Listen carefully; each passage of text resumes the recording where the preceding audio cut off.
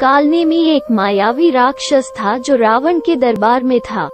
रामायण की सुप्रसिद्ध मायावी राक्षसनी ताड़का उसकी दादी थी व मारीच उसके पिता। कालनेमी अपनी माया से किसी का भी रूप धारण कर सकता था, इसलिए रावण ने उसे एक महत्वपूर्ण कार्य सौंपा था। लक्ष्मण मेघनाथ युद्ध के समय जब मेघनाथ ने लक्ष्मण पर शक्ति बाण चलाया तो लक्ष्मण उससे मूर्छित हो गए थे। यह घाव इतना भयंकर था कि इसके लिए लंका के वैद्य सुषेण की सहायता ली गई। वैद्य सुषेण ने सुबह सूर्योदय से पहले तक हिमालय पर्वत से अद्भुत संजीवनी बूटी को ही इसका एकमात्र उपाय बताया। यह सुनकर हनुमान इस कार्य को करने के लिए तैयार हुए व संजीवनी बूटी लेने के लिए चले गए। जब रावण को अपने गुप्तचरों से हनुमान के द्वारा हिमालय से संजीवनी बूटी लाने की बात पता चली तो उसने हनुमान को बीच रास्ते में रोकने व उसका वध करने के लिए कालनेमी को बुलाया। कालनेमी ने पहले तो रावण को समझाया कि वो हनुमान को रोकने में असमर्थ है, लेकिन रावण के हठ करने पर वो तैयार हो गया। इसके बाद कालनेमी हनुमान के हिमालय जाने के रास्ते में एक पहाड़ी पर गया व अपनी माया से साधु का रूप बना लिया।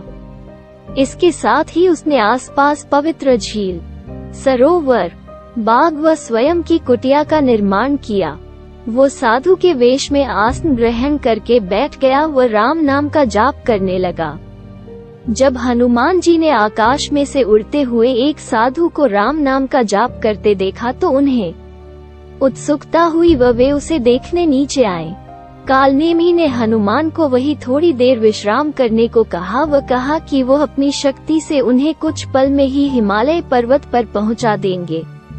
हनुमान जी विश्राम नहीं करना चाहते थे, लेकिन जब साधु ने उन्हें बताया कि वे उन्हें एक पल में हिमालय पहुंचा देंगे तो वे उनकी बातों में आ गए।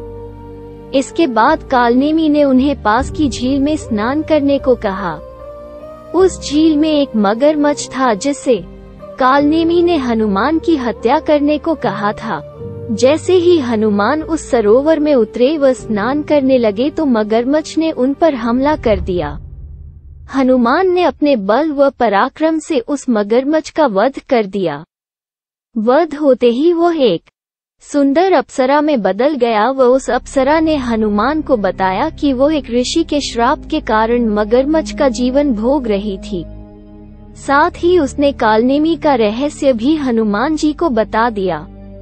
जब हनुमान को कालनेमी के एक साधु वेश में राक्षस होने का पता चला तो वे अत्यंत क्रोधित हो गए। वे उसी समय कालनेमी के पास गए व उसी पहाड़ी पर उसका वध कर दिया। इसके बाद उन्होंने फिर से हिमालय पर्वत के लिए अपनी उड़ान भरी।